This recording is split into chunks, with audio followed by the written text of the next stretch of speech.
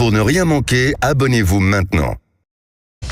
Sud Radio Parlons Vrai chez Bourdin, 10h30, 12h30, Jean-Jacques Bourdin. Bonjour à toutes et à tous et merci d'être avec nous comme tous les matins. C'est un plaisir de vous retrouver. Nous allons écouter de nombreux experts, des spécialistes des questions. Moi j'aime ceux qui savent répondre aux questions et qui savent nous apprendre quelque chose. Au diable tous les discours creux qui n'ont pas de sens et qui ne nous apprennent rien. Ici, vous avez comme invité des personnes, vous allez les entendre encore ce matin, des personnes qui connaissent leur sujet. Et j'en suis très heureux. Puis, vous-même, vous connaissez la vie de tous les jours puisque vous êtes dans la vie de tous les jours. 0826 300 300. Vous intervenez évidemment dans cette émission 2 heures d'antenne dans Parlons Vrai chez Bourdin entre 10h30 et midi et demi. Merci vraiment d'être avec nous. Nous allons parler de la situation à Mayotte, climat insurrectionnel à Mayotte. Et notre invité, et je vous invite à ne pas la rater, à 12h05 sera la députée de Mayotte Estelle Youssoufa, députée Lyotte. Elle a son franc-parler. Démolition de bidonvilles, renvoi de clandestins, l'opération Wambouchou, décidée par Gérald Darmanin, est bien difficile. Mayotte submergée par l'immigration irrégulière. 48% de la population est étrangère. 7,7% en France métropolitaine. La délinquance ravage l'île. Les Comores ne veulent pas accueillir leurs ressortissants. Estelle Youssoufa, qui ne mâche pas ses mots, nous décrira la situation de ce département français, situé à 8000 km de la métropole. Le prix de nos courses, ce sera l'un des sujets que nous allons développer. Certains produits vendus en lot sont plus chers qu'à l'unité. Les prix vont-ils baisser? Les prix de ce que nous allons acheter dans les grandes surfaces notamment. Les grands distributeurs voient leurs ventes gonfler depuis janvier par l'inflation. Nous serons dans un instant avec Olivier Dauvert, qui est journaliste spécialiste de la grande distribution et de la consommation. Débat entre 11h et midi sur l'antenne de Sud Radio. Le manque de soins menace les Français. Le manque de soins menace les Français. Que faire? Désertification médicale, urgences débordées, que faire? Est-ce qu'aller aux urgences est devenu une solution de facilité? Il y a en France 691 structures d'urgence. Comment reconstruire notre système de santé? Débat entre 11h et midi sur l'antenne de Sud Radio. Dans quel monde vit-on? Comme tous les jours, nous retrouvons Félix Mathieu. Bonjour Félix. Bonjour Jean-Jacques. À quoi servent nos impôts? Nous nous posons sans cesse cette question. Nous nous la sommes posée 1000 fois. À quoi servent nos impôts?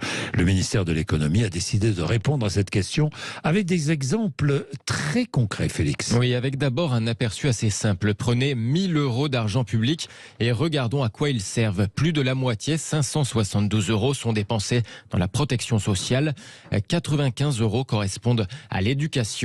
Sur ces 1000 €, 66 vont dans les administrations, 60 € dans le régalien, armée, police, justice. Restent 28 € qui partent dans la charge de la dette, et c'est plus la dette que la recherche, 23 € sur ces 1000. Autant de chiffres communiqués par le ministère de l'économie sur un site ouvert tout spécialement pour ça, enavoirpourmesimpôts.gouv.fr. Opération transparence à l'occasion de l'ouverture des déclarations de revenus 2022.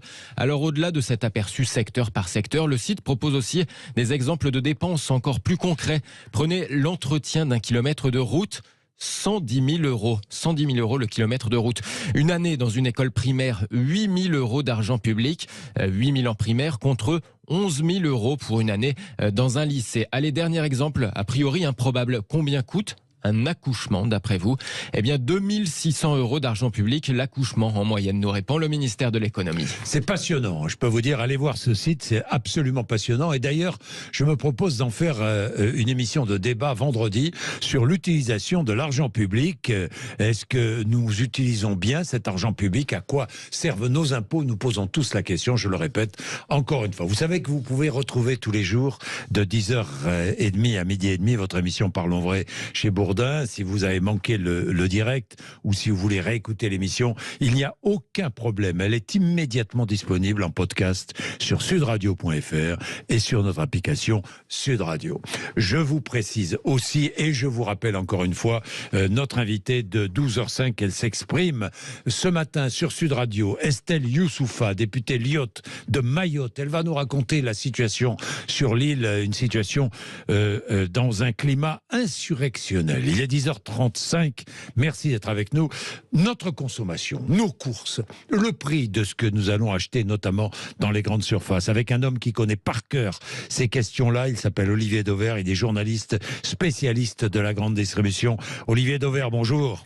Bonjour Jean-Jacques. Merci Olivier d'être avec nous, ça me fait vraiment plaisir de vous retrouver parce que s'il y a quelqu'un qui parle bien de la conso, c'est bien vous, Olivier.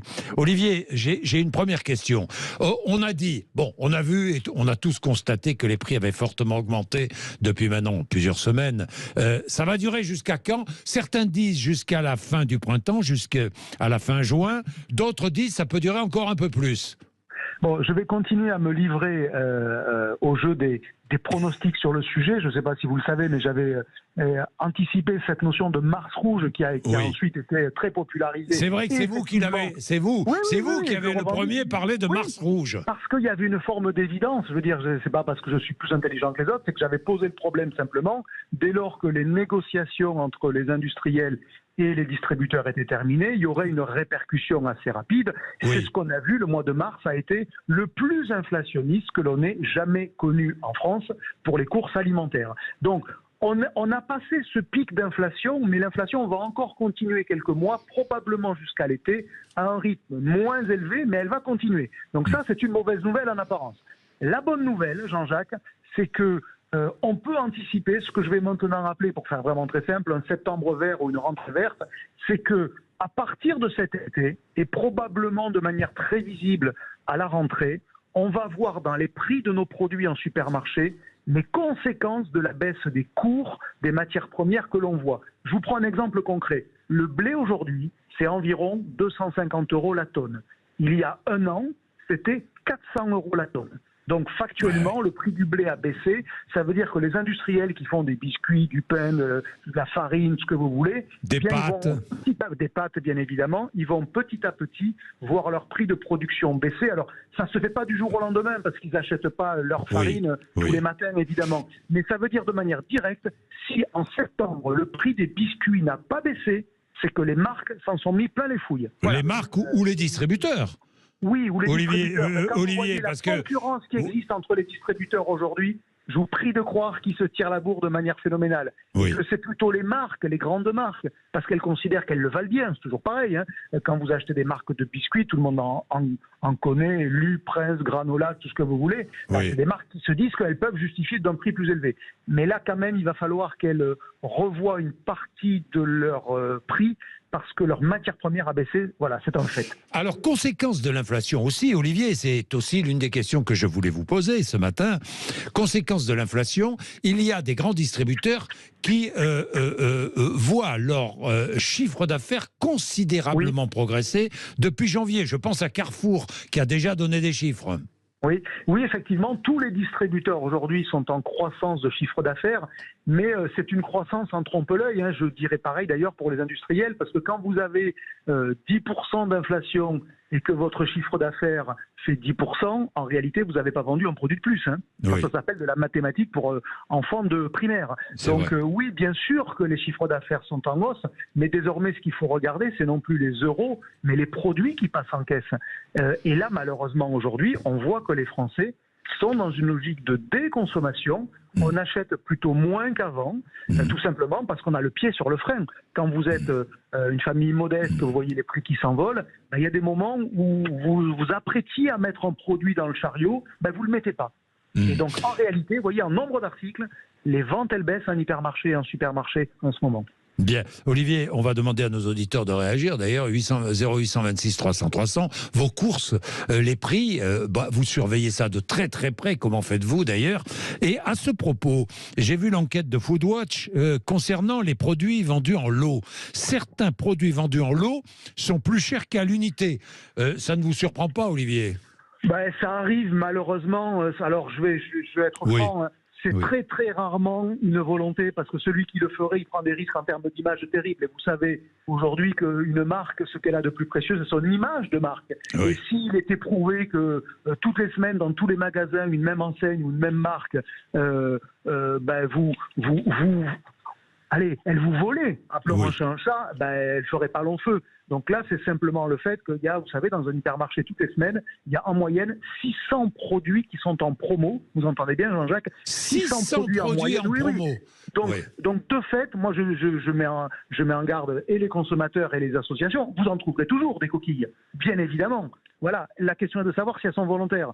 Celui qui le ferait de manière volontaire, je vous dis, mais alors le risque qu'il prend, c'est un risque létal, c'est un risque de mort. Vous imaginez à la une des journaux, si demain on dit que l'enseigne A ou l'enseigne B, elle le fait par principe, franchement. Est-ce que les promos, franchement Olivier, vous aussi, vous avez réfléchi à la question, est-ce que les promos sont de bonnes affaires pour le consommateur ? Allez, toutes non, mais dans la majorité des cas, oui. D'accord. Et c'est pour ça qu'à chaque fois que vous voyez un produit en rayon où on vous dit achetez-en deux, achetez-en deux et repartez avec 3 par exemple, parce qu'on vous en offre un, commencez juste par vérifier si le prix au kilo le vaut. Oui. Parce que ça ne trompe pas. Donc non, on ne peut pas dire que toutes les promos sont des bonnes affaires, mais il ne faut pas non plus prendre la posture inverse, parce que quand vous voyez passer, je ne sais pas, des fraises à 1,49€ la barquette de 500 grammes, c'est une bonne affaire. Quand vous voyez passer des kiwis à 50 centimes, c'est un bon prix. Je pourrais vous les multiplier comme ça. Heureusement, quand vous voyez des poissons comme du maquereau à moins de 5 € le kilo, oui, c'est une bonne affaire. Voilà. Et donc, oui, il faut regarder tous les prix quand vous faites vos courses. Alors, c'est un effort. Mais aujourd'hui, ça vaut le coup parce qu'on n'a plus personne envie de se faire avoir. Est-ce que on a fait des études pour savoir s'il était plus cher d'acheter, je parle des fruits et légumes par exemple, plus cher d'acheter dans un supermarché ou d'acheter à proximité sur le marché ou chez un producteur voisin ? Chacun a la réponse qu'il veut parce que personne ne regarde la même chose. Et je vais vous dire pourquoi. C'est très facile de vous dire quelle enseigne la moins chère sur le Nutella, le camembert président ou la crème dessert d'Annette. Parce que c'est le même produit d'un magasin à l'autre. Oui. Sur les fruits et légumes, toute la difficulté, c'est que ce ne sont pas les mêmes produits. Exactement. Ils ne sont pas comparables. Et donc, à cette réponse, en fait, je pourrais vous dire que les marchés sont moins chers ou les hypermarchés sont moins chers. Je trouverai un auditeur qui m'expliquera que non, parce que chez lui, c'est différent. Et donc, en fait, il n'y a malheureusement pas de réponse à ça. Bien, on va prendre Patrick ensemble. Hein, Olivier, Patrick est à Narbonne, dans l'Aude. Bonjour Patrick. Oui, alors, bonjour Jean-Jacques, bonjour à tous. Donnez-moi un témoignage, Patrick. J'aime beaucoup ça, vous le savez. Allez-y. Alors, moi, ce qui me surprend un peu, moi je suis commercial et à un moment donné, pendant la période du Covid et autres, je me suis intéressé à d'autres choses que mon activité principale. Et je me suis intéressé à l'huile de tournesol. L'huile de tournesol, on arrivait à la trouver beaucoup moins chère que ce qui était vendu dans les supermarchés. Et moi, avec mes petits moyens, je pouvais acheter une palette d'huile de tournesol, voire aller un camion d'huile de tournesol aux environs de 2 €. Et le litre vendu dans les le litre. C'est-à-dire que le magasin, il le vendait encore, je crois, dans les Lidl et autres, qui n'étaient pas trop chers au niveau prix. On était à 3,59 €. Oui. Alors je me dis, avec la force d'un Lidl, d'un Auchan, etc., je pense que ces gens-là, ils avaient l'huile largement en dessous de 1 €. Oui, mais Patrick, vous l'achetiez où ? Vous l'achetiez où votre... J'ai acheté chez des grossistes, des gens qui sont à Marseille, des gens qui sont dans la distribution, et qui à un moment donné, ils avaient de l'huile, soit qui vient d'Ukraine, qui vient de Roumanie, ou des choses comme ça. Oui. Et moi, ça me surprend que finalement, on voit beaucoup de gens qui viennent à la télé en disant on est là pour défendre le pouvoir d'achat. Alors qu'en réalité, finalement, ils ont peut-être l'huile à 1 € du litre, et vous le vendent à 3,59 € dans une période où tout le monde est dans la difficulté, alors qu'ils pourraient faire cet effort-là pour que justement, ils nous accompagnent. Alors, j'ai plusieurs auditeurs, Olivier, qui m'ont déjà interpellé comme ça, en me disant, nous, on est capable d'acheter chez des grossistes ou ailleurs à des prix vraiment qui sont beaucoup plus bas que certains produits vendus en supermarché, en grande surface. Comment ça se fait ? Alors, si je prends l'exemple de l'huile, parce qu'il va répondre à votre question d'une manière générale, c'est que, quand l'huile était vendue 3,50 € chez Lidl, chez Carrefour, chez Leclerc, elle était achetée 3 €. Ça, je peux vous le dire, j'ai vu assez de factures. Et pourquoi elle est vendue 3,50 lorsqu'elle... Mais attendez, laissez-moi parler. Laissez Olivier parler, Patrick. Je vais expliquer pourquoi, parce qu'il y a une raison. Et ce que vous dites est vrai, et ce que je dis est aussi vrai, vous allez comprendre. Déjà, pourquoi ça passait de 3 à 3,50 ou à 3,30 ? Parce que la loi, elle les oblige à prendre 10% de marge. C'est la loi dite Egalim. D'accord. Ensuite, vous avez, pendant cette crise, il était effectivement possible de trouver des petits lots, j'insiste sur le mot des petits lots, qui étaient vendus moins cher que le 3 €. Mais quand vous êtes Leclerc, que vous avez 600 hypermarchés, quand vous êtes Lidl, que vous avez 1800 magasins, vous entendez bien, c'est pas des petits lots qu'il vous faut, c'est des très gros lots. Et en fait, ceux qui reconstituaient ces très gros lots, c'était on appelle ça des traders internationaux, ils prenaient leur marge aussi. Voilà, donc moi je vous dis, et je l'affirme parce que je l'ai vu sur facture, et qu'accessoirement je suis journaliste, donc j'ai un peu de déontologie, c'est que quand elle était vendue 3,50, alors maintenant elle a baissé, mais elle était vraiment achetée 3 €. C'était malheureux pour les consommateurs, je vous le dis, je le reconnais, hein. Mais voilà, et en fait, il y en a qui se sont engraissés comme des cochons sur l'île, sans jeu de mots. Patrick, merci. Alors, Olivier Dauvert, j'ai une autre question aussi avant de vous laisser tranquille.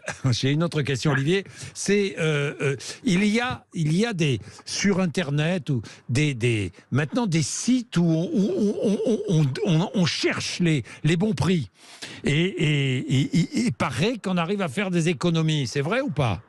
Oui, alors vous avez des sites de clients qui se partagent les bonnes affaires. Voilà. Et donc oui, ça existe bien évidemment. Vous avez par exemple des sites qui recensent tous les prospectus, mais vous avez un truc aussi tout bête. Vous avez des applications qui vous géolocalisent comme toute application et vous montrent les prospectus qui sont autour de vous. Il y en a une, la plus connue s'appelle Bonial. Je lui en fais de la publicité, mais j'ai pas d'action dedans, donc c'est totalement honnête. Et donc, en gros, c'est le Tinder de la promo. Là, je pense que ça va parler à beaucoup de gens. En fonction de l'endroit où vous êtes, eh bien, vous avez les prospectus autour de vous. Et comme ça, vous êtes certain d'avoir toutes les bonnes affaires autour de vous, sans avoir à les chercher de manière fastidieuse. Voilà, et de faire des économies. Bien, voilà. Tiens, encore Eric, un autre auditeur. Vous savez que ça appelle beaucoup, hein, Olivier, à la consommation, évidemment. Eric, qui est à Gourdon, qui est dans le Lot. Bonjour, Eric. Bonjour. Ça va, Eric? Merci d'être avec nous. C'est moi qui vous remercie de me donner la parole. Allez-y, Eric. Qu'est-ce que vous vouliez dire? Alors moi, je voulais vous faire remonter une petite information. Alors, c'est très simple. J'ai un aquarium, comme beaucoup de Français. Oui. Et dans un aquarium, il faut changer une partie d'eau et mettre de l'eau minérale. Donc, je suis allé au supermarché du coin, voir l'eau la moins chère. Évidemment, on ne met pas une eau de très haute qualité dans un aquarium. Et finalement, je me suis aperçu que sur l'eau la moins chère, il y avait un tout petit problème, à mes yeux, et au moins à ce moment-là. Le litre d'eau ne correspondait pas au prix indiqué. Alors, dans un pack, c'est très simple, il y a 6 bouteilles, 1,5 litre multiplié par 6, ça fait 9 litres. Et ça ne correspondait pas. Donc, je me suis dit, tiens, il y a une erreur de dictage. Le premier commerçant, la caissière me renvoie vers le directeur qui, lui, me dit c'est une erreur de dictage, il faut que je vois ça avec mon fournisseur. Ce qui pourrait être le cas. Je ne comprenais pas ce que venait faire le fournisseur là. Bon, bref, et subtilement, il me glisse un petit paquet dans mon caddie en guise de remerciement. Je dis, tiens, ce monsieur est en train de m'acheter, je ne sais pas pourquoi. Je le laisse tomber 3 semaines plus tard. Rebelote, la même séance, les mêmes prix. Je me dis, là, il y a un problème. Je change le supermarché, puisque nous avons l'occasion, ou plutôt la chance d'avoir deux supermarchés chez nous. Et dans l'autre plus grande enseigne, exactement la même chose. Et je me suis aperçu que c'était uniquement sur 4 grandes marques d'eau, qu'on consomme tous les jours, tous les Français consomment tous les jours. Et j'ai interpellé le directeur du magasin qui me dit, écoutez, monsieur, vous n'êtes pas content, c'est pareil.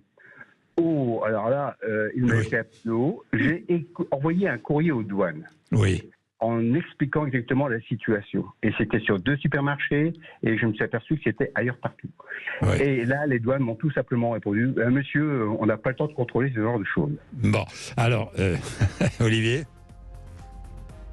Olivier n'est plus là. On l'a perdu. Bon, Eric, je ne peux pas vous répondre parce qu'Olivier n'est plus là. J'en suis absolument désolé, mais dans tous les cas, votre témoignage est intéressant. Encore une fois, moi, je ne suis pas spécialiste de la question, mais merci de nous avoir signalé tout cela. Il est 10h49, je suis désolé. Olivier Dauvert, la ligne a coupé, ça arrive. Bien, merci, il est 10h49. Merci d'être sur l'antenne de Sud Radio. Nous allons aborder toute autre chose dans un instant. Vous savez que je vais organiser un débat entre 11h et midi autour de notre santé. Le manque de soins menace les Français. Que faire? Désertification médicale, urgences débordées. Nous allons parler des urgences dans un instant avec quelqu'un qui connaît bien ces questions-là, puisqu'il s'appelle Frédéric Pierru. Il est sociologue, politiste et chercheur au CNRS. D'où vient la crise des urgences? À tout de suite sur l'antenne de Sud Radio. 10h30, 12h30, Jean-Jacques Bourdin. Notre santé, parlons-en encore une fois avec des exemples précis, avec des intervenants qui connaissent le sujet. Frédéric Pierru est sociologue, spécialiste des questions de santé. Bonjour Frédéric Pierru. Bonjour Jean-Jacques Bourdin. Vous êtes chercheur au CNRS également. C'est ça. Les urgences, 691 structures d'urgence en France. À l'origine, les urgences, je crois, ont été créées dans les années 50. C'est cela, Frédéric Pierru? C'est ça. Mais c'était juste pour des urgences, je dirais, vitales. Voilà. On avait une médecine de ville qui fonctionnait très très bien. C'était la figure du médecin de famille. Et donc tout ce qui était pathologie légère, pathologie courante, était pris en charge par la médecine de ville. Bien sûr. Puis petit à petit, effectivement, la médecine de ville a commencé à péricliter, et donc les services d'urgence ont commencé à s'institutionnaliser. Au départ, c'était une solution, je dirais presque de rustine. C'était pour accueillir un peu le tout venant, en espérant trouver une solution qui soit plus pérenne. Et puis petit à petit, finalement, ces urgences se sont installées sur tout le territoire, institutionnalisées. Et voilà, on en est là. On en est là avec près de 20 millions de passages aux urgences en 2021. C'est le dernier chiffre connu. C'est absolument énorme. Alors, les urgences débordées. Moi, je me souviens des années 70. On retrouve aux urgences, c'était les années de l'hécatombe routière. 18 000 morts sur les routes chaque année. En 1972, donc aux urgences, on trouvait beaucoup d'accidentés de la route. Aujourd'hui, il y a une population précaire qui va aux urgences, qui n'a pas d'autre solution, et il y a beaucoup de Français qui vont aux urgences parce qu'ils n'ont pas d'offre médicale ailleurs. C'est ça. C'est le problème des déserts médicaux, mais je dirais aussi le problème des urgences ou de l'enquistement des urgences, c'est le fait qu'il n'y a plus de lit d'aval. C'est-à-dire que comme on a réduit la voilure hospitalière dans les services de spécialité, parce que bien souvent, par exemple, quelqu'un qui arrivait, par exemple, vous citez un accident automobile, quelqu'un qui arrivait avec une fracture, il était tout de suite envoyé dans un service d'orthopédie ou de traumatologie. Et donc, il n'attendait pas, si vous voulez. C'est que comme on a réduit tellement la voilure hospitalière, et notamment on a fermé des lits, finalement, il y a une embolisation des urgences qui fait que le flux d'entrée est de plus en plus grand, et on a de plus en plus de mal à faire sortir les patients dans les services de spécialité. Voilà. Est-ce qu'il n'y a pas aussi cette solution de facilité? Aller aux urgences serait devenu une solution de facilité pour certains?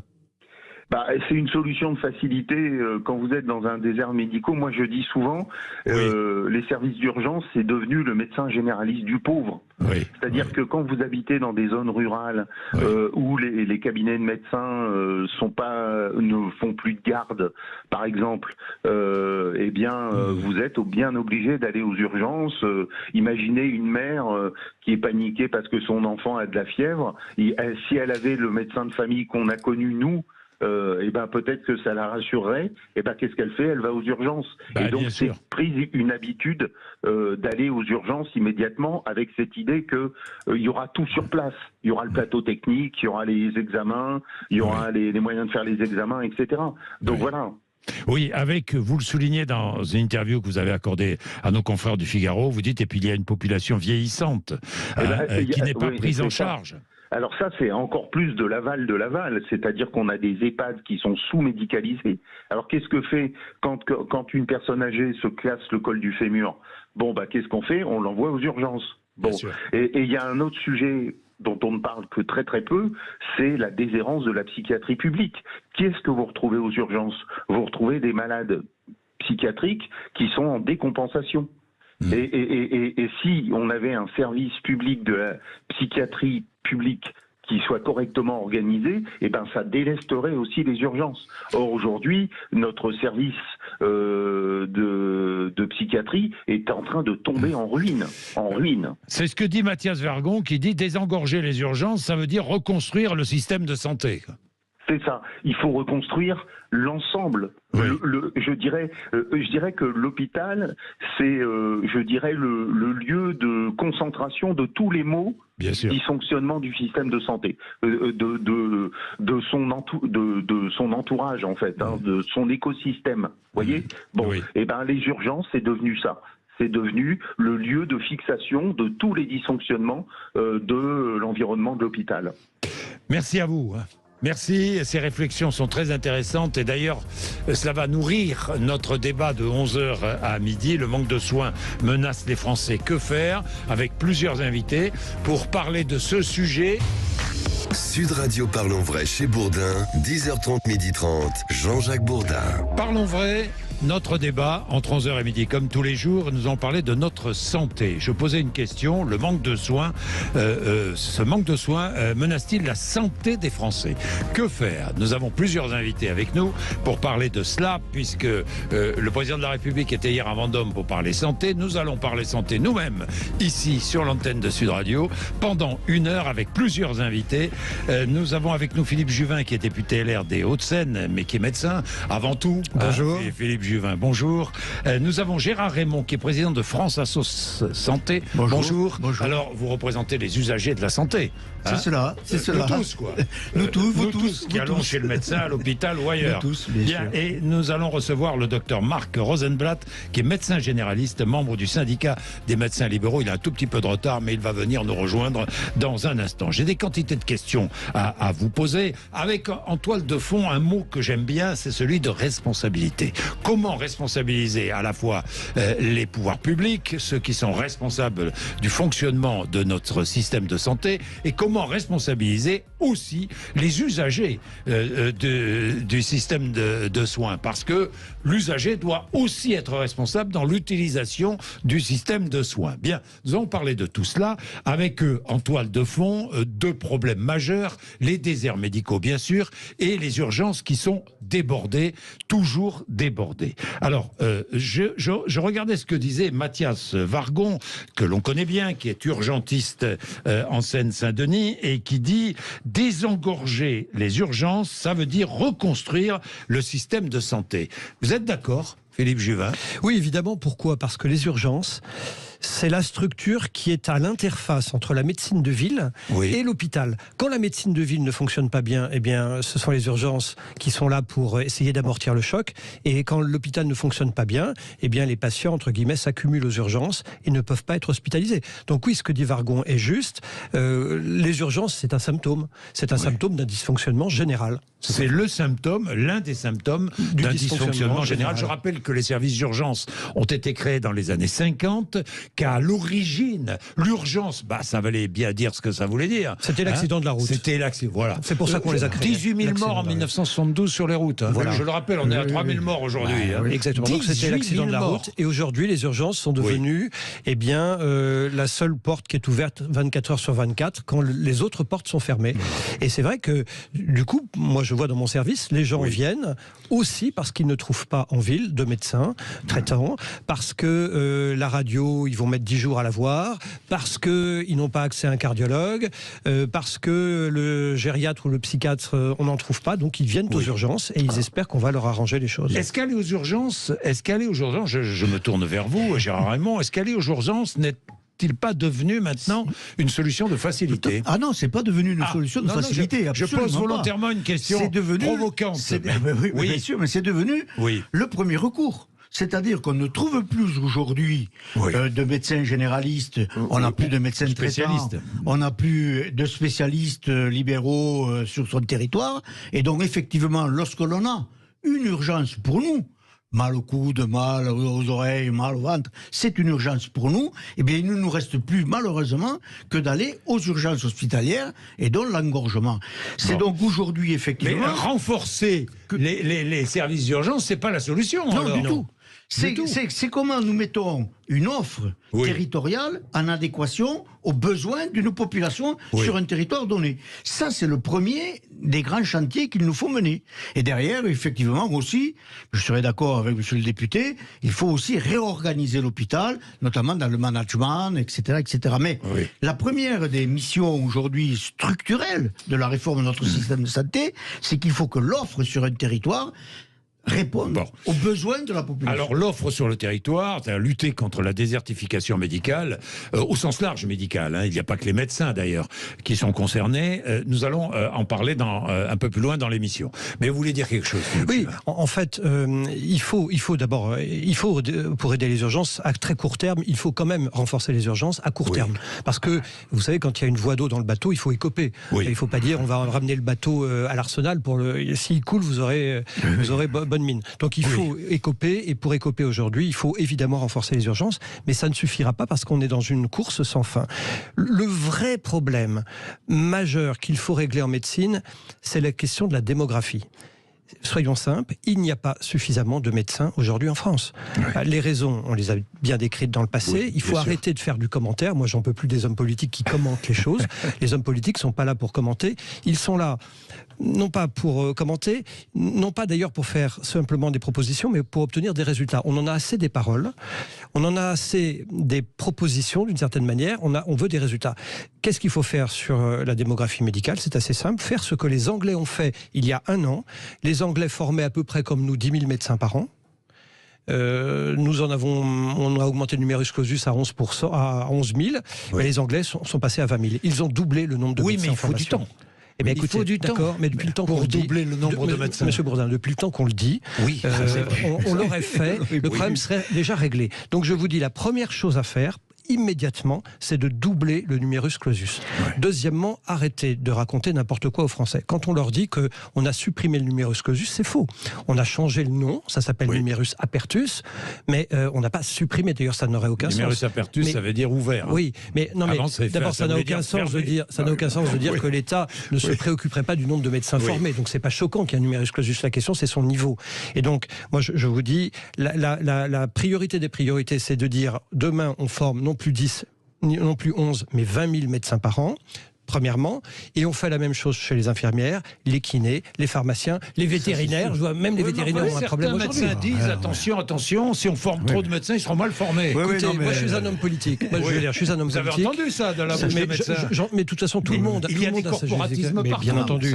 Et vous savez pourquoi on n'augmente pas à 20 000? C'est parce que les facultés disent qu'elles ne peuvent pas former, parce que certains médecins disent mais attention, il ne faut pas que le gâteau soit coupé. Mais les autorités sont incapables également de prendre des décisions parce que elles subissent des pressions des uns et des autres. Moi, je suis à la fois médecin et homme politique. Donc, je vois les choses. Et quand je vois les choses, je vous dis très simplement, la seule solution, c'est de passer de 10 000 à 20 000 médecins formés par an. En tout cas, si j'étais aux affaires, c'est la première décision que je prendrais. La première décision que vous prendriez, c'est très intéressant. Mais je vais venir, Sur la formation, nous sommes bien d'accord. Nous sommes bien d'accord, il faut former davantage de professionnels de santé, pas simplement des médecins, pas simplement des médecins. Infirmières, y compris de pratiques avancées, etc. Mais ça, c'est du temps moyen ou du temps long. Aujourd'hui, il y a une urgence. L'urgence, c'est d'abord de soigner l'urgence, mais aussi... On va en parler de l'urgence. Déjà, commençons par les fondations, vous savez. Je suis bien d'accord avec vous. Donc aujourd'hui, effectivement, nous avons une adéquation à mener. Nous avons des professionnels de santé sur un territoire. Il faut faire avec cela, aujourd'hui. D'abord, il faut leur redonner envie de soigner en équipe et non plus dans un corporatisme avec un cloison, les uns par rapport aux autres, les uns se confrontant aux autres. C'est comment effectivement aujourd'hui, sur un territoire donné, on regroupe l'ensemble des professionnels de santé sur un projet médical qui répond aux besoins et qui travaille effectivement en équipe. Et ça, nous pensons que c'est faisable aujourd'hui. Alors moi, je voudrais vous donner 2 chiffres qui sont très intéressants, me semble-t-il. Coût moyen pour la collectivité d'un passage aux urgences, 224 €. Ça coûte 224 € à la collectivité. Vous savez, quand vous allez aux urgences, vous payez 19,61 €. Je crois que c'est le coût de la consultation, en quelque sorte, aux urgences. Hein. Quoi Oui, c'est un bon. Et l'État, et je trouve que ça, c'est une très bonne initiative. Bercy a décidé de nous dire à quoi servent nos impôts. Sur 1 000 € de nos impôts, 195 servent à financer la santé. 195 € sur 1 000 €. C'est énorme. C'est énorme. En fait, énorme. Il faut bien comprendre une chose. Oui. En France, on met beaucoup d'argent sur la santé. Oui. On dit il faut plus d'argent. En fait, on fait beaucoup d'argent. Le problème, c'est que l'argent ne va pas aux soins. Oui. Et je vous donne un chiffre, c'est le rapport de l'adresse qui est un service du Premier ministre, qui a regardé le tableau des emplois de la fonction publique hospitalière, les hôpitaux publics. Et on regarde qui travaille dans les hôpitaux publics. Vous avez, tenez-vous bien, autant d'équivalents temps plein administratifs que d'équivalents temps plein médecins. Autant. Alors, je ne suis pas en train de vous dire qu'il ne faut pas d'administration. Il faut évidemment une administration. Mais est-ce que 1 pour 1, c'est normal?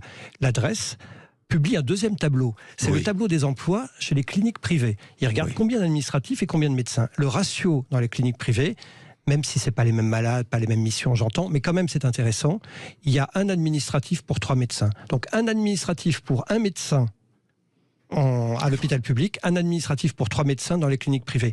Il y a peut-être entre 1 pour 3 et 1 pour 1 un juste milieu. Et en fait, ça pose la question de l'hyper-administration de notre pays. C'est valable en médecine, c'est valable dans d'autres choses. Vous allez vous heurter au corporatisme des syndicats. Eh bien, Monsieur Bourdin, à quoi sert la politique? La politique, elle sert à changer les aiguillages et à dire, finalement, le train habituellement allait dans ce sens, moi je vais le faire aller dans l'autre sens. Donc, je vous ai parlé de la première mesure qui est de former plus de médecins et de professionnels de santé, mais beaucoup plus, pas 5% de plus comme on raconte, on bassine depuis des années. Et ensuite, moi j'ai l'impression que je serai aux affaires, j'écrirai à tous les directeurs d'hôpitaux, je leur dirai quel est votre ratio entre médecins et administratifs. Eh bien, vous avez 3 ans pour le diviser en 2. C'est pas un concert de casseroles que vous auriez, c'est une symphonie. Eh bien, je ne crois pas. Je ne crois pas. Je pense que les Français sont prêts à entendre les choses, à condition qu'on leur dise la vérité. Le vrai sujet, c'est la confiance. C'est la responsabilité. Non, mais ça, je suis. Et la vérité. Mais ça, je suis totalement d'accord. Et la transparence. Et je pense qu'aujourd'hui, effectivement, avec les chiffres que vous annoncez, on est à plus de 12% du PIB pour notre système de santé. Nous considérons, qu'on devrait être beaucoup plus efficient. Et qu'avec cet argent-là dépensé, on devrait davantage, effectivement, avoir des résultats, notamment sur la qualité, sur la transparence et la participation. Et donc quand j'entends dire à longueur de temps, il faut plus d'argent pour la santé, il faut pas forcément c'est pas forcément vrai. Il faut mieux le dépenser, beaucoup mieux. l'utiliser. Il faut mieux l'utiliser. Comme vous dites, fort justement, ce qui est terrible en France, c'est que nous mettons beaucoup d'argent dans les services publics en général, la santé en particulier. Et malheureusement, et parallèlement, on observe que la qualité des services publics ne fait que s'effondrer. Savez-vous qu'en France, depuis 10 ans, la mortalité infantile augmente.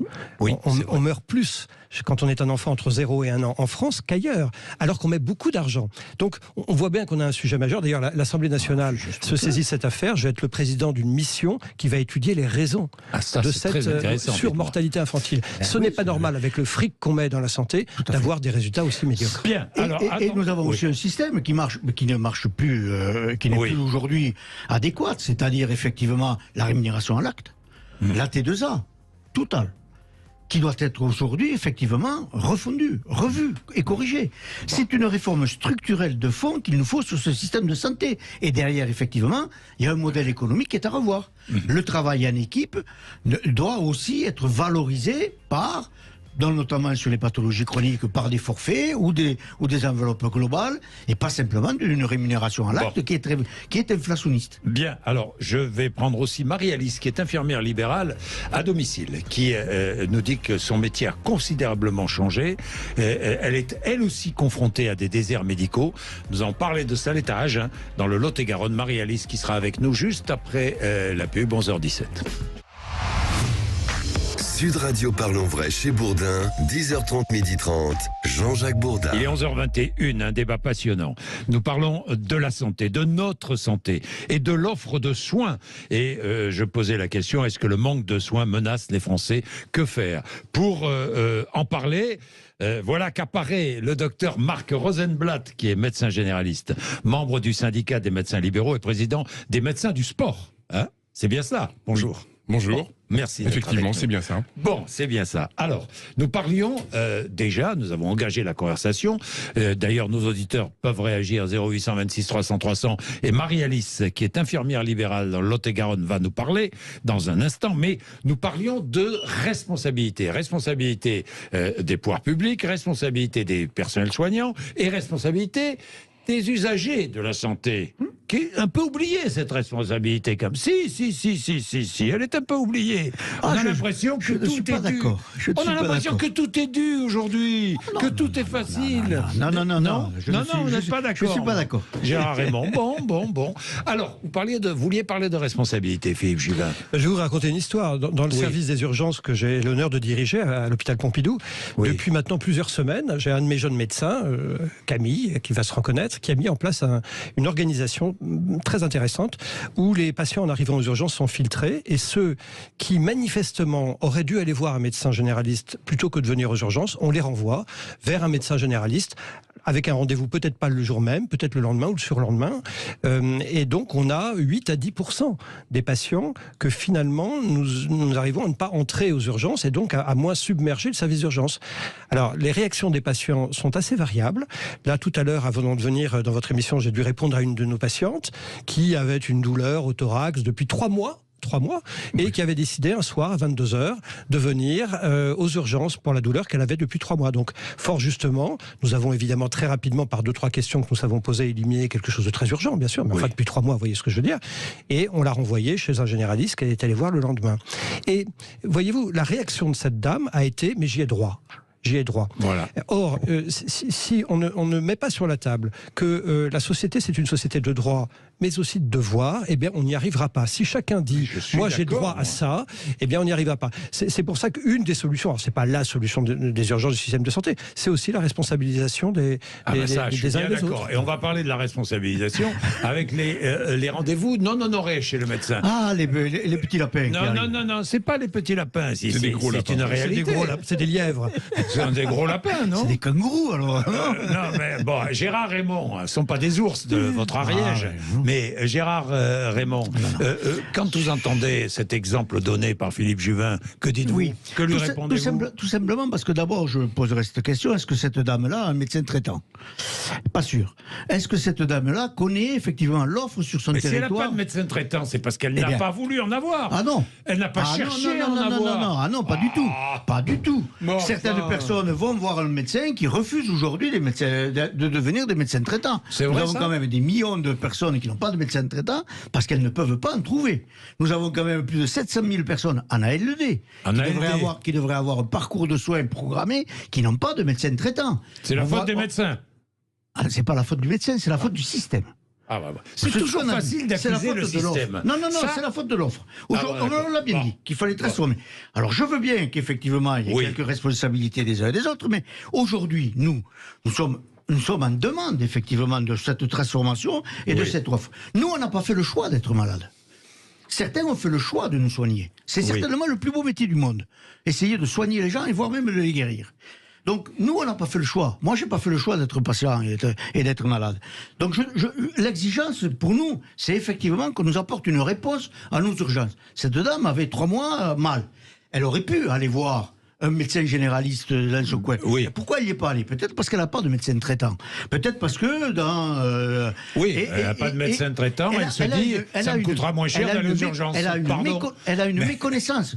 La responsabilité s'accompagne effectivement de la transparence et de l'acculturation, de la connaissance du système. Donc elle n'a pas connaissance du système. Donc elle est allée aux urgences, elle est allée voir un spécialiste cardio ou autre, et donc elle n'était pas à sa place. Mais tout simplement parce que nous avons un dysfonctionnement total aujourd'hui de l'offre par rapport à la demande. Vous êtes d'accord, Marc Rosenblatt? Oui, bien sûr. Il y a de la part de la population en fait une urgence qui n'est pas l'urgence médicale. Oui. Et dès qu'on a un petit bobo, dès qu'on a un petit pet, il faut que ce soit réglé tout de suite. Sinon, on est en dehors de la société, on est mis de côté et on ne peut plus poursuivre nos activités. Puis on est exigeant maintenant. On est dans un monde de l'exigence. C'est-à-dire qu'il faut que tout soit réglé dans la minute. C'est ça. Donc le seul système qui, pour les patients, existe, eh bien, c'est le système des urgences. Voilà. Sauf que c'est pas fait pour ça. Les urgences médicales sont faites pour des urgences vitales. Et nous, médecins, eh bien, on essaye de faire le tri. Et c'est vrai que quelqu'un qui vient pour une douleur qui traîne depuis 3 mois, il n'a rien à faire dans un service d'urgence. Et même s'il y a du délai pour voir un médecin en ville, eh bien, il faut respecter ce délai et voilà, c'est pas vital. Quant aux médecins traitants, moi je veux bien. Mais est-il vrai qu'on n'arrive pas à trouver de médecins traitants? C'est vrai ou c'est faux? Alors, c'est un peu compliqué parce que pour l'instant, la quasi-totalité des médecins traitants sont surbookés, ne peuvent plus avoir du temps médical supplémentaire pour pouvoir accueillir de nouveaux patients. En tant que médecin traitant, j'entends. Et ce que l'on demande, nous, les médecins, c'est d'avoir plus de temps médical et d'avoir moins de temps administratif. Donc, ce qui vous nous aidez à avoir des assistantes, des assistants médicaux. Sauf que ce qu'on nous propose actuellement, ce sont en gros des forfaits. On ne peut pas embaucher du personnel sur des forfaits. Il faudrait avoir un pouvoir d'achat un petit peu plus important. Certes, on gagne correctement notre vie, nous les médecins, mais on ne va pas amputer sur notre pouvoir d'achat pour embaucher du personnel et faire du travail administratif. Donc, de nous augmenter de 1,5 € la consultation de base de médecine générale, c'est un pourboire. C'est pas avec ça qu'on va embaucher du personnel. Et donc, même si ça représente, comme l'a dit notre ministre, un 13e mois, c'est pas comme ça qu'on embauche du personnel. Donc, ce qu'on demande, c'est véritablement une révolution dans le tarif des consultations. Et ce que demande le syndicat des médecins libéraux, c'est vraiment 50 €. Pourquoi? Eh bien parce qu'avec cette somme-là, on pourra embaucher du personnel et nous, les médecins de ville, on aura plus de temps médical. Vous allez être Alors on est aidé, mais c'est pas pérenne. C'est du. Les médecins de ville, c'est une chose, mais à la campagne, il y a des maisons de soins. Alors, c'est pas le même problème. Toute cette désertification. Moi, je viens de la grande banlieue, Seine-et-Marne. On est dans un désert médical. La plupart des médecins ont mon âge. On va partir d'ici 2-3 ans à la retraite. Comment est-ce qu'on va attirer les jeunes pour pouvoir travailler dans nos territoires? En fait, on a plusieurs propositions. La première et la plus importante, ça serait de défiscaliser leur activité. Ça leur permettrait ainsi d'embaucher et de travailler dans de bonnes conditions. C'est-à-dire que le médecin ne paie pas d'impôts? C'est ça. Pas en tout cas sur ses revenus, pour lui permettre ainsi de développer son activité. Seul dans la société française ne paie pas d'impôts. Alors il serait intéressant de connaître. Il serait intéressant de connaître tout le revenu des médecins, parce que ce n'est pas que la consultation à 25 ou 26,50 € qui fait le revenu des médecins. Vous voulez attirer les jeunes dans des déserts médicaux, il va falloir leur proposer des choses. Si on leur propose pas de l'aide, si on leur propose pas des facilités, notamment d'installation, ils ne viendront jamais. On va parler des déserts médicaux. Attendez, Philippe Juvin, parce que je voudrais quand même donner la parole à Marie-Alice, qui est là, qui attend depuis un moment. Bonjour Marie-Alice. Oui, bonjour. Alors, vous êtes infirmière libérale. Dites-nous, qu'est-ce que vous vouliez dire? Vous êtes confrontée aux déserts médicaux et votre métier a changé à cause de cela. Alors, notre métier change effectivement parce que dans les déserts médicaux, la première personne qui est sur le terrain, c'est l'infirmière. Et c'est vrai que du fait de la régulation des installations des infirmières libérales, on a un maillage qui est assez homogène, voilà, qui permet... Parce qu'il y a eu régulation, Marie-Alice. Il y a eu une régulation, tout à fait. Ce que les médecins ne veulent pas. Ah oui, mais ça, alors, après, c'est à eux de gérer leur système. Nous, notre système est fait comme ça.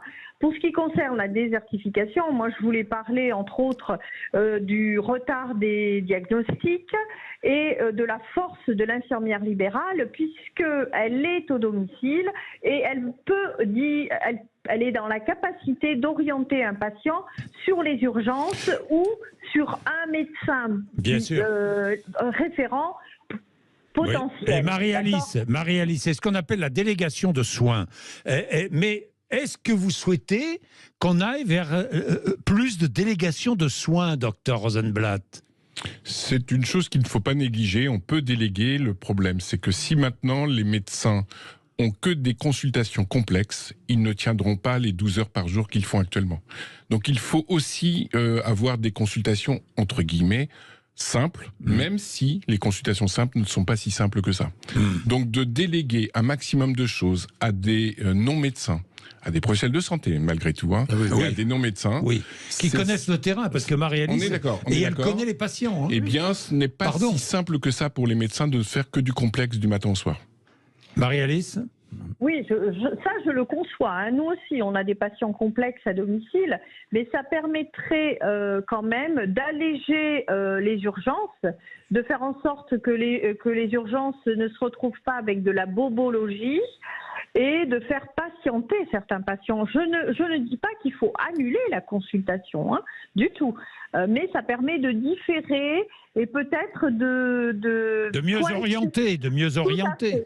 Tout à fait. Et nous nous battons pour l'infirmière référente, comme il existe le médecin référent, ce qui permettrait effectivement de dire aux patients, écoutez, là, vous pouvez avoir un médecin et vous patientez. Voilà, les gens ont besoin de réponses. Ce qui crée leur stress, c'est la désertification, et deux, n'oublions pas que nous venons de passer 2 ans avec un Covid où dès qu'ils avaient un symptôme, on leur disait aller aux urgences.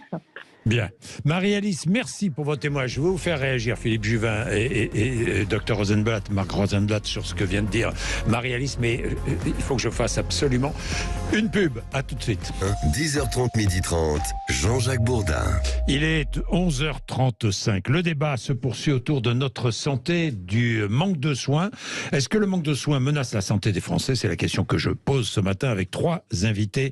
Gérard Raymond, qui est président de France Asso Santé, le docteur Marc Rosenblatt, qui est médecin généraliste, membre du syndicat des médecins libéraux, et Philippe Juvin, qui est médecin et député des Hauts-de-Seine. Alors, 11h36, vous continuez à appeler 0826 300 300, vous n'hésitez pas. Nous parlions, il y a un instant, des urgences, nous parlions de la désertification médicale. C'est vrai qu'en France, l'État consacre beaucoup d'argent pour la santé, beaucoup de gaspillage, on a déjà évoqué.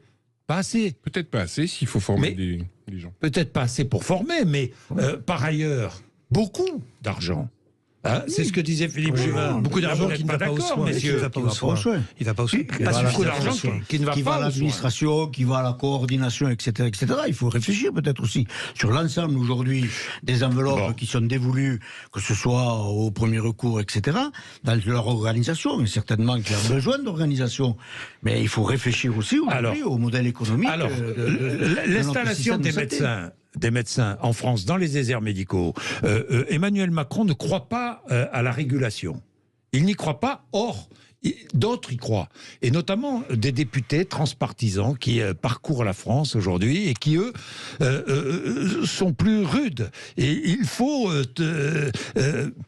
un peu forcer les médecins à s'installer dans les zones où on manque de médecins. Bon, évidemment, vous êtes totalement contre. On ne peut pas forcer les médecins, ou les inciter. Si vous me permettez, en fait, il faut bien comprendre que la France, c'est un désert médical. Il y a pas, quand on nous dit il y a des zones surdotées, tout ça c'est de la blague. Moi je ne connais pas une zone en France où il n'y ait pas un endroit où on manque de médecins. Et quand c'est pas en ville, c'est à l'hôpital. Quand c'est pas à l'hôpital, c'est en ville. Et où c'est en santé scolaire, où c'est en EHPAD, on manque de médecins partout. Donc la régulation, ça ne peut pas de définition pas marcher. Si je vous dis dans tel département, vous n'avez plus le droit de vous installer et que je veux absolument travailler dans ce département, qu'est-ce que je vais faire? Je vais me faire embaucher par une maison de retraite ou un hôpital. Il y a forcément un poste vacant. Donc ça c'est une vue de l'esprit. Vous savez, c'est Moscou 1980, il n'y a pas de farine à la boulangerie, et donc on dit on va forcer telle boulangerie à faire du pain, mais ils n'ont pas de farine. Donc quand vous avez de la pénurie généralisée, vous ne pouvez pas réguler durement comme ils veulent le faire. Encore une fois, former plus de monde. Non, mais Emmanuel Macron ne veut pas réguler, lui. Je suis d'accord avec lui. Je suis d'accord avec lui. Il ne veut pas réguler. Un échec. En revanche, beaucoup. Vous avez vu tous ces, vous les connaissez tous ces députés. Mais les gens ont le droit de se tromper. Moi, je ne suis pas d'accord. Je suis député. Je vous dis que je pense que c'est une erreur. Et ça aurait un élément contre-productif. Non, la vraie question qui se pose, parce que évidemment, il y a des Français qui ne trouvent pas de médecins. Enfin, c'est évident. La vraie question, une des questions qui se pose, outre la question démographique, c'est qui fait quoi? Qui fait quoi entre la ville et l'hôpital? Qui fait quoi entre le médecin et l'infirmier? Entre la ville et l'hôpital, l'hôpital n'est pas le lieu de suivi des maladies chroniques. Quand vous avez une hypertension artérielle qui est stable, vous n'avez pas à aller à l'hôpital. L'hôpital, c'est le lieu des diagnostics éventuellement complexes ou des prises en charge des complications aiguës.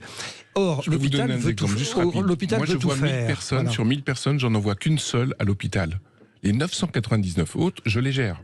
Et la personne que j'envoie à l'hôpital, forcément, c'est parce que c'est complexe et que j'ai besoin en fait de mes confrères spécialisés pour porter un diagnostic précis, plus approfondi, des examens, etc. Donc, si vous permettez... Au niveau de la régulation, nous en ville, on gère quand même 999.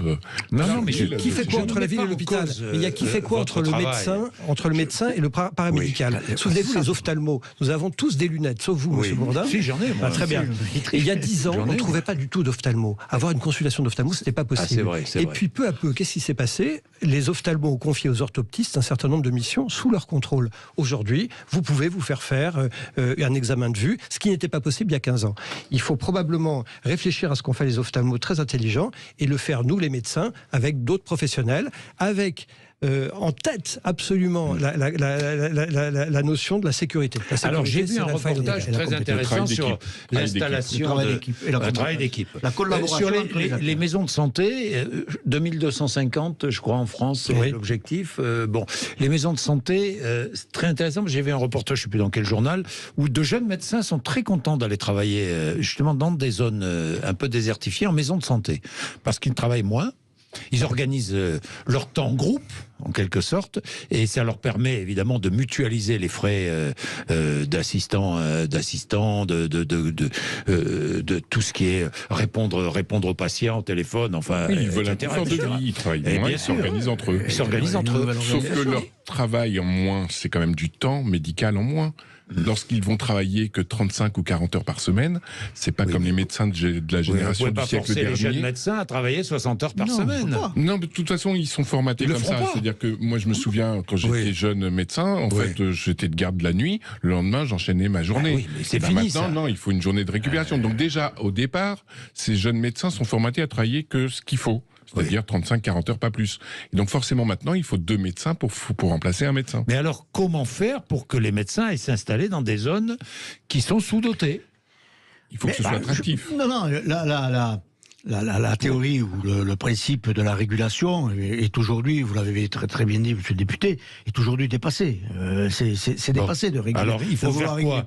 Il faut obliger, il faut inciter. Non, je ne sais pas, moi. Il faut certainement inciter, il faut réfléchir effectivement au projet médical qu'on peut mettre en place sur un territoire donné, avec déjà les acteurs qui sont en place, et inciter effectivement un médecin à venir être cet animateur d'une équipe sur un territoire donné. Inciter comment? En lui diminuant les impôts. En diminuant les impôts, bien sûr, en diminuant les charges. Ou alors en l'aidant à s'installer. On peut avoir une incitation financière, mais on peut avoir aussi une incitation de qualité de vie, de redonner du sens à la médecine, de redonner de la valeur aux soignants.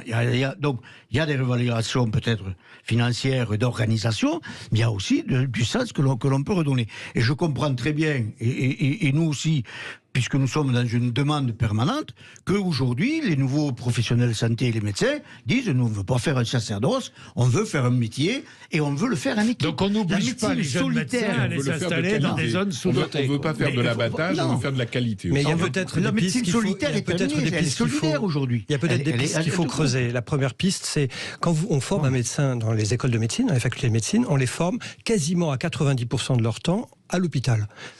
Nos carrières, à nous tous, dans tous nos métiers, ce sont des carrières qui ont été éclairées par des rencontres. On a rencontré telle personne, on s'est dit, tiens, je veux lui ressembler. C'est valable dans tous les métiers. C'est pareil en médecine. Eh bien, moi, je fais la proposition que durant les études de médecine, une part très importante des études se passe en stage en ville et pas à l'hôpital. Et donc, par définition, les gens vont découvrir une activité qui n'est pas l'activité hospitalière. On le fait, mais très insuffisamment, en temps passé. Et vous verrez, vous aurez des vocations, créer des vocations. Et puis, il y a 1000 sujets. Il y a le sujet aussi de l'aménagement du territoire. Pardon, les médecins sont des gens comme les autres. Ils ont des enfants qui vont à l'école. Ils veulent des services publics. Évidemment. Et quand on voit d'un côté ce qu'on disait tout à l'heure, l'argent immense qu'on met dans les services publics en France, avec des prélèvements obligatoires immenses et des services publics qui se cassent la gueule partout, un des vrais sujets structuraux du pays, c'est la qualité des services publics. Améliorer les services publics partout sur le territoire, vous verrez, vous aurez moins de difficultés d'amener des médecins. Dans un territoire où il n'y a pas de service public, la défiscalisation, ça peut se comprendre. On n'a pas de service public, alors on travaille pour rendre service sur le territoire où il n'y a pas de médecin, mais s'il n'y a pas de service, forcément, il faut des aides financières. Vous avez parlé de la formation initiale. Je pense qu'effectivement, là aussi, une refonte de fond est à faire sur la formation initiale. Je ne sais pas s'il faut faire 8 ans, 9 ans, 10 ans d'études, mais ce qu'il faut faire effectivement, il faut envoyer nos jeunes étudiants à faire des stages pratiques sur le terrain. Donc on forme un médecin en 5 ans, quoi. Au lieu de le former en 10 ans, c'est possible? Non, on n'a pas besoin. Ah bah d'accord. On n'a pas besoin. Il ne faut pas altérer la qualité. L'alpha et l'oméga, c'est la qualité des soins et la sécurité du patient. C'est vrai. Et tous ceux qui vous disent qu'on va faire des médecins en 3 ans, enfin attention, les gens sont fous. Donc la qualité des soins, qui je vous le rappelle, est déjà altérée, parce que vous posez la question, est-ce que les déserts médicaux créent un problème pour la santé des Français? Oui, oui. Aujourd'hui, je vous dis, la surmortalité infantile, j'en parlais tout à l'heure. C'est peut-être une des raisons, on va voir. C'est une question de base. C'est une question de base. Au diagnostic, et puis l'évolution de la société fait que de la santé, il n'y a pas que la santé, il y a la santé et la prévention. Comment est-ce qu'on fait de la prévention si on n'a pas de temps de médical? C'est compliqué aussi. Oui, c'est compliqué, vous avez raison. Et moi, je voudrais quand même aborder encore une fois, parce que je tiens beaucoup à la responsabilité du patient. Et je sais que là, je vais me heurter à Gérard Raymond, mais quand même, je regarde les chiffres. D'après le Conseil national de l'ordre des médecins, 2 heures de consultation perdues par les médecins chaque semaine. Oui, parce que les rendez-vous ne sont pas honorés. Alors c'est facile.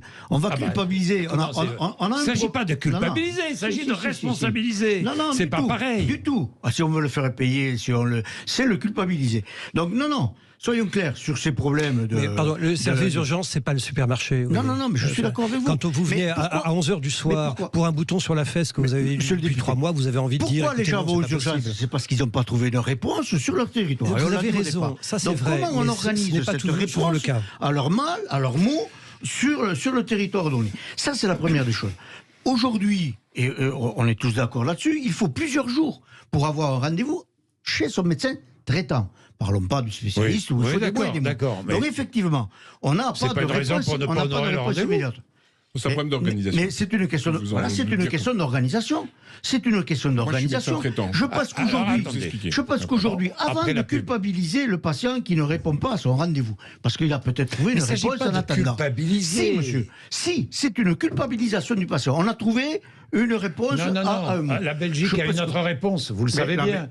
La Belgique, on paie une partie de la consultation quand on réserve. Avant, comme à l'hôtel. Ce qui me paraît être une bonne solution. Nous avons un principe, qui est un principe du pacte social qui a été créé en 1945, sur lequel nous voulons nous appuyer. Oui, mais peut-être. Mais la solidarité et la répartition, c'est quand même quelque chose d'important pour nous. Et la qualité aussi, bien entendu. La solidarité, c'est de faire en sorte que l'argent ne soit pas gâché. Voilà. Et l'argent ne doit pas être gâché. Qui ait une avance, je trouve ça très bien. On va en parler, c'est parti. Non, nous ne voulons pas absolument que l'on focalise ce problème-là simplement sur les patients qui sont... on peut en parler. On peut en parler quand même. Personnellement, tous les jours, j'ai au moins une personne qui ne vient pas. Et pourtant, elle a eu un rappel de son rendez-vous la veille. Oui. Alors non. Un par jour. Ça représente 300 la pub. par 300 C'est par an. l'heure de la pub, 11h47. Sud Radio Parlons Vrai chez Bourdin, 10h30, 12h30, Jean-Jacques Bourdin. La responsabilité des patients, les rendez-vous non honorés, on en parle avec Gérard Raymond, Philippe Juvin et le docteur Marc Rosenblatt. Gérard Raymond, vous n'êtes pas d'accord. Alors les Belges, mais les Belges ont instauré un système. Quand vous réservez, quand vous prenez rendez-vous, vous payez une partie de la consultation. Pourquoi ne pas instaurer le même système en France? Tout simplement parce que c'est pas dans notre culture. Nous avons fourni ça fait rigoler tout le monde, mais c'est comme ça. Et nous voulons pas. Mais le pays est en train de tomber, vous voyez bien. On pourra peut-être y arriver. On paye tout à crédit. Mais il nous semble, aujourd'hui, face à ce dysfonctionnement, on est tous d'accord là-dessus, de l'offre par rapport à la demande sur un territoire donné, que nous avons peut-être aussi des solutions à trouver ensemble et de rechercher des nouvelles solutions. Vous seriez d'accord sur cette solution belge? Oui, bien sûr. Oui, mais on ne va pas commencer par celle-là. On va d'abord commencer par mettre en adéquation l'offre par rapport à la demande. Ça nous paraît extrêmement important. On a aujourd'hui travaillé. On a toujours. Un médecin reçoit l'appel de quelqu'un qu'il ne connaît pas. Comment d'abord, on va en parler de responsabilité. Je pense qu'effectivement, on a tenu beaucoup trop longtemps nos concitoyens dans l'ignorance du système de santé. Vous avez droit à tout, le système est généreux, il est de qualité, donc tout va très bien. Donc aujourd'hui, il faut peut-être acculturer l'ensemble de nos concitoyens que ce système de santé, pour qu'il continue à fonctionner sur les valeurs sur lesquelles il a été fondé, doit effectivement permettre d'une certaine responsabilité de chacun d'entre nous. Donc comment on informe aujourd'hui les usagers de la santé sur ce fonctionnement? Je trouve qu'il y a une responsabilité aujourd'hui de l'assurance maladie, il y a une responsabilité des plateformes de prise de rendez-vous, il y a une responsabilité des services administratifs. Mais oui, mais d'accord, la responsabilité. Enfin, il y a aussi la responsabilité du patient. Mais il y a la responsabilité. Elle existe quand même. Mais vous avez fait des études pour savoir quels étaient les patients. Écoutez, pardon, il y a pas. Mais moi j'ai vu 2 médecins qui peuvent témoigner. On a des gens. Le Conseil de l'ordre des médecins considère qu'un médecin libéral perd 2 heures par semaine de temps gâché parce que 2 heures de consultation. 2 heures de consultation parce que les gens ne sont pas venus. Donc c'est quand même un sujet majeur.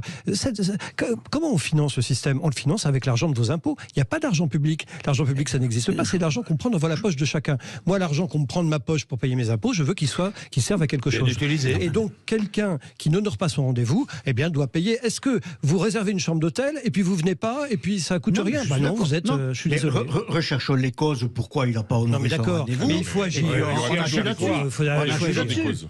Attendez. Mais vous avez raison. Vous avez raison. Le sujet est complexe et il faut plusieurs réponses. Toutefois, ça, c'est une réponse précise, technique qu'il faut faire parce que ça responsabilise les gens.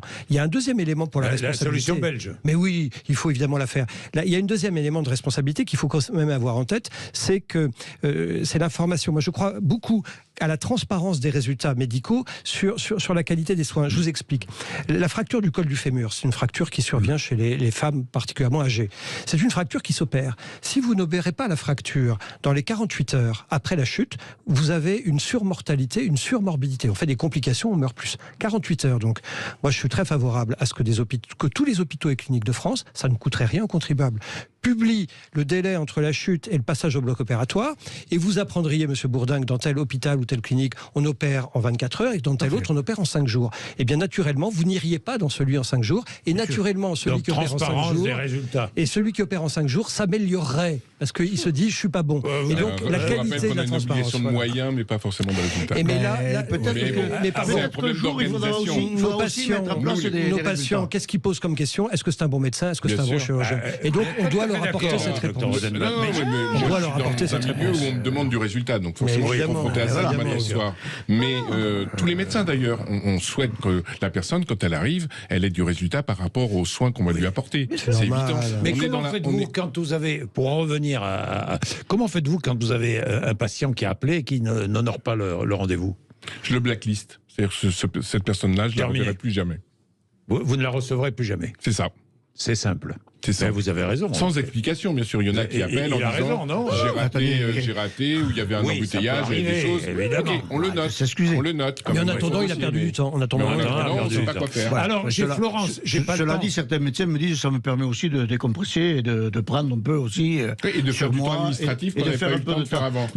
On pourrait vous demander de remplir mon espace santé, les données de santé dans mon espace santé. D'accord, alors ça, par contre, c'est pas forcément bien rémunéré. Nous, ce qu'on souhaiterait au niveau du syndicat des médecins libéraux, tout de suite, on parle de finances. J'enchaîne. C'est de dire que ce temps administratif, pourquoi il ne serait pas rémunéré? Il y a le temps médical qui est remboursé par l'assurance maladie. Il va passer, vous le savez, de 25 € à 26 €. Alors justement, Florence nous dit, ce n'est pas avec une augmentation d'1,50 € la consultation qu'on va créer des vocations. On est d'accord. Et donc, pourquoi il n'y aurait pas...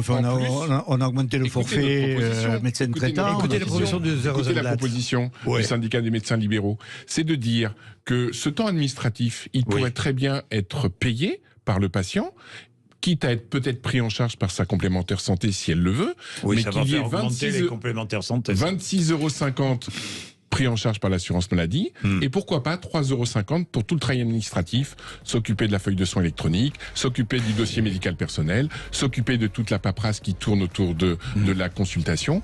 Eh bien, il y aurait ce temps administratif à rémunérer.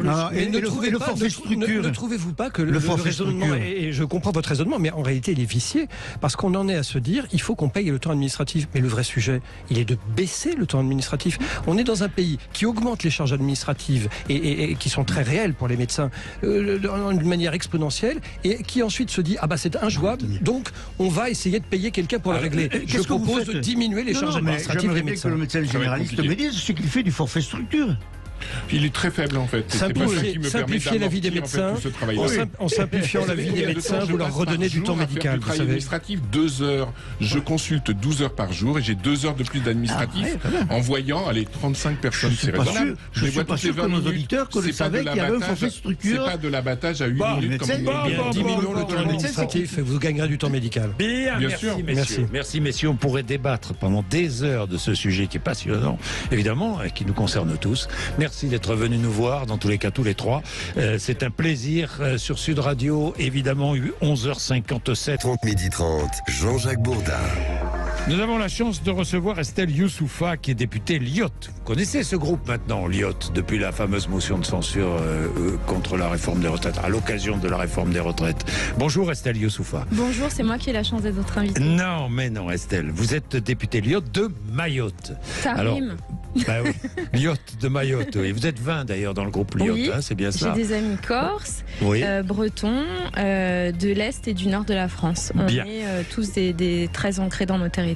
Et vous ne mâchez pas vos mots. Oui. Alors, je rappelle que vous êtes député parce que, finalement, vous êtes issu d'un collectif de citoyens. Oui. Vous avez été élu comme ça. Oui, député. sans parti, sans étiquette politique. Oui. Et LIOT, comme c'est un groupe d'indépendants, c'est comme ça que j'ai pu rejoindre ce groupe parlementaire. Mais effectivement, mon parcours n'est pas un engagement politicien. Au contraire, c'est un engagement citoyen qui, parce qu'on n'avait pas été écouté, parce que la crise, elle est partie de 2018. Et comme on n'a pas eu de résultat politique, la population m'a porté en disant « Tu vas porter notre voix à l'Assemblée », ce que je fais aujourd'hui. Voilà, c'était un collectif de citoyens qui luttait contre la violence à Mayotte. Oui, la première crise du mandat du président Macron. Et vous avez grandi dans le respect du drapeau français, donc vous défendez évidemment la présence française à Mayotte. Mayotte, c'est un département, c'est le 101e département français, qui est situé, je le rappelle, à 8000 km de Paris et pas très loin des Comores. À 60 km des Comores, dans le canal du Mozambique, entre Madagascar et la Tanzanie. Voilà, et c'est là d'où vient le problème. Et nous allons en parler, de la situation à Mayotte, parce que je le répète, vous ne mâchez pas vos mots, vous dites ce que vous pensez. Nous allons tout savoir de la situation de l'opération Wambushu. Pourquoi Wambushu d'ailleurs? Pourquoi ce mot? C'est le jus de crâne de quelqu'un dans les services du ministère de l'Intérieur. Ça veut dire taper, mettre le pied dans la fourmilière, dire les choses. Déranger. Bien, déranger. Allez, nous allons déranger sur l'antenne de Sud Radio dans 2 minutes. Il est 12h09. Bien, Estelle Youssouffa, parlons de cette opération voulue par le ministre de l'Intérieur, cette fameuse opération Wambushu. Où est-ce qu'on en est? Parce que elle est difficile. Opération menée par le ministère de l'Intérieur, mais à la demande de la population et de nous, les élus. Et à votre demande? Oui, à ma demande personnelle, à la demande des autres élus de Mayotte. On a une pétition qui est en ligne, qui a déjà recueilli plus de 6000 signatures en soutien à Wambushu, parce qu'on a entendu cette espèce de narratif contre cette opération. Mais c'est à la demande de tous les élus, la bobosphère, la gauchosphère, la comosphère aussi, tout le monde qui se paye 2 mots sur Mayotte en faisant abstraction de la situation et de la réalité. Moi, je pense qu'il faut dire que quand même, Mayotte française, c'est pas une opinion, c'est inscrit dans la Constitution. On s'est battu et on a voté pour le rester. Je trouve hallucinant qu'on doive le réexpliquer. On est français depuis 1841, avant Nice et la Savoie.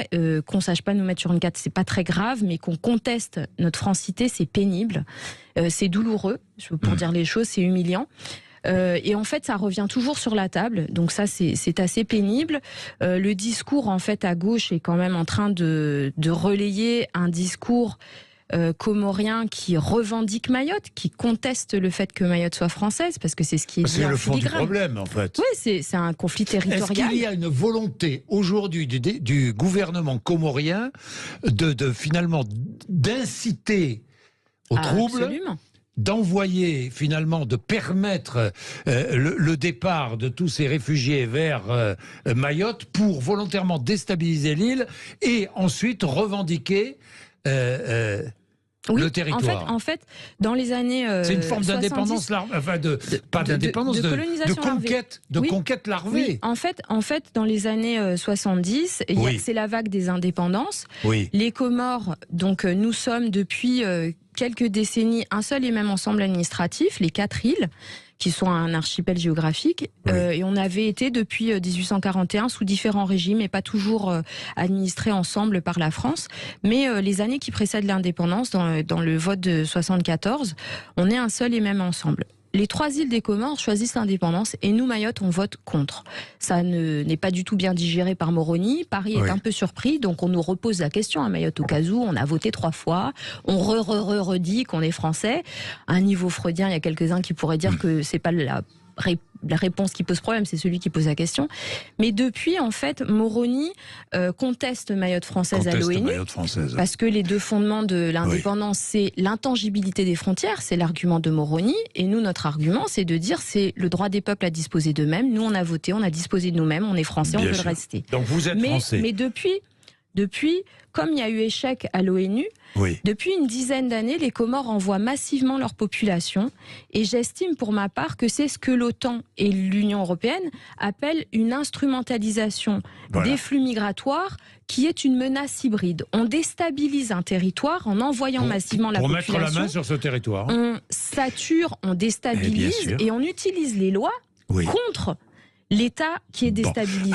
Alors aujourd'hui, il faut savoir que le président des Comores est actuellement président de l'Union africaine. Grâce au Quai d'Orsay. Grâce au Quai d'Orsay. Coup de génie de notre diplomatie. Parce que si vous connaissez le bonhomme, vous savez que c'est pas son génie propre qui l'a mis là. Ah bon, d'accord. Bon, mais Estelle Youssoupha, vous dites clairement les choses. Vous venez de le dire d'ailleurs. Vous dites clairement les choses. Alors la situation aujourd'hui, cette opération qui est difficile, la justice qui a démolition de bidonville sur un bidonville, la justice a dit non. Les Comores refusent d'accueillir leurs ressortissants, évidemment. Bah oui, logique.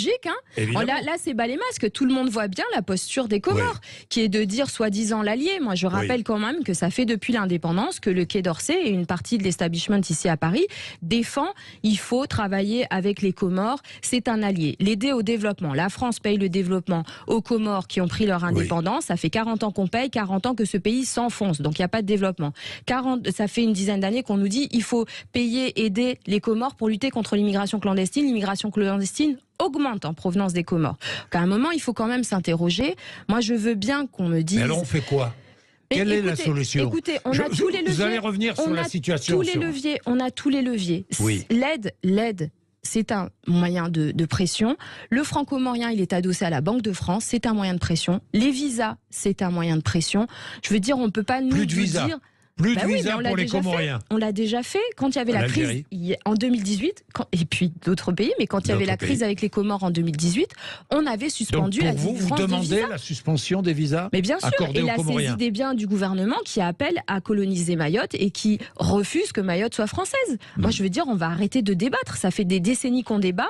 Là, on est en train d'avoir un département français qui est au bord de la guerre civile parce que on nous envoie des hordes de barbares qui menacent et menace la population de mort, menace les élus, saccage des maisons privées, brûle des bâtiments publics, essaye d'incendier les établissements scolaires. Je rappelle que c'est plusieurs annexes de mairie, plusieurs bâtiments publics pour l'intercommunalité de la Petite Terre, par exemple, qui ont été incendiés. À chaque fois qu'il y a des tentatives de destruction des bidonvilles, c'est Mayotte qui est mis à feu et à sang. La population ne peut plus vivre, elle ne supporte plus. L'insécurité est permanente. Ici, on entend que les gens sont choqués par cette opération. Ils n'ont aucune idée de l'enfer qu'on vit au quotidien. Oui, que répondez-vous aux élus de gauche qui disent mais c'est inhumain ce qui se passe là-bas, ce qu'on fait à Mayotte, ce que fait le gouvernement français de nos compatriotes à Mayotte qui vivent dans la peur. Nos enfants vont à l'école sous protection policière. Quand on a des coupures d'eau tous les jours, moi j'entends pas beaucoup la gauche et défendre nos droits. Quand on meurt avec une surmortalité hallucinante à Mayotte pour le Covid, alors que la moitié de la population a moins de 25 ans, donc statistiquement on ne devrait pas mourir de ça. En fait, nous on paye, on a 8 ans de moins d'espérance de vie que le reste du pays. Là, j'entends pas parler des droits de l'homme à Mayotte. Vous voyez, c'est-à-dire que la question de l'inhumanité, quand on vit tous dans la peur, qu'on n'a plus d'économie, on n'a plus de vie normale, là tout de suite, personne n'est là pour parler de nos droits humains à nous, Mahorais et Mahoraises, qui sommes vos compatriotes et qui vivons un enfer. Vous connaissez l'élu Salim Mdéré ? Oui. Vous le connaissez bien ? C'est le vice-président du conseil départemental. Vice-président du conseil départemental. Il faudrait peut-être tuer ces délinquants, ces voyous, ces terroristes. Salim Mdéré a dérapé, s'est excusé. Je pense que c'est normal parce que ses propos. Il est de la majorité présidentielle ou pas ? Mais non, pas du tout. Salim Mdéré est un LR 100%. Ah, c'est un LR pur jus. Pur jus. Ah bon.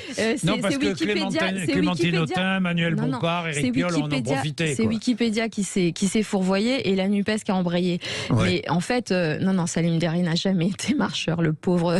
Je pense qu'il subit assez. Mais évidemment, Salim Mdéré a dérapé et il s'en est excusé. Mais il traduit en fait, il a dit tout haut ce que tout le monde pense tout bas à Mayotte. Il pense tout haut à Mayotte. Ceux qui sont à Mayotte se disent on n'a plus qu'une solution, c'est les tuer.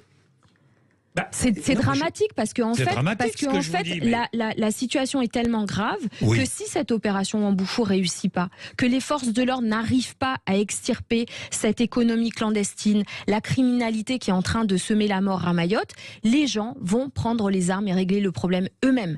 Et la conviction qu'on a, c'est dramatique, c'est que la justice protège ces mineurs qui sont pourtant des barbares et que les peines ne sont pas à la hauteur du mal qui est causé. Nous, on a le sentiment, et notre réalité, c'est que nous, les personnes innocentes, on vit claquemurés, prisonniers chez nous, et que ce sont les barbares qui sont en liberté. Qu'à un moment, vous savez, nous, on ne tend pas l'autre joue.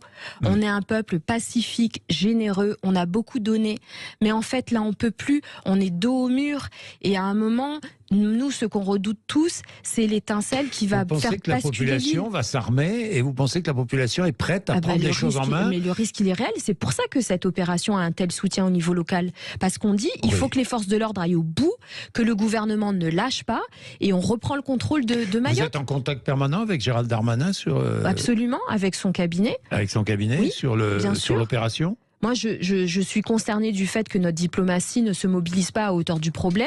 Je ne comprends pas que le ministère de la Justice n'ait pas eu des consignes qui soient assez claires pour non seulement travailler au niveau du tribunal administratif, mais permettre qu'il y ait autant de comparutions immédiates que nécessaire, qu'il y ait un avion pour aller incarcérer celles et ceux qui peuvent pas être détenus parce que la prison de Majicavo est surpeuplée, être exfiltrée du territoire. Mais le syndicat de la magistrature avait dit, quand l'opération Wambouchou avait été révélée dans le Canard enchaîné, qu'ils allaient s'opposer et que le syndicat de la magistrature, par exemple, considère que Mayotte n'est pas française.